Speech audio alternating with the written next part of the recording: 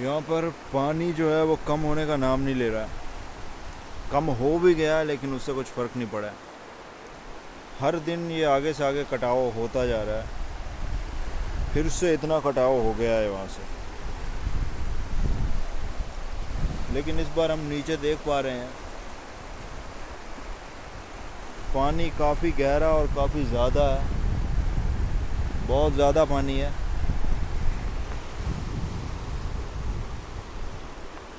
इसमें गिरे तो मुसीबत बढ़ जाएगी। ये पानी काफ़ी गहरा और काफ़ी तेज़ है, इसका बहाव बहुत तेज़ है। वैसे पंजाब जो है वो जलमग्न हुआ है, लोगों को काफ़ी मुसीबत का सामना करना पड़ रहा है। वो मुसीबत का सामना ज़रूर कर रहे हैं, लेकिन मैं इस मामले में यही कहना चाहता हूँ कि ये सारा इंसान का किया धरा है। इंसान, एनवायरनमेंट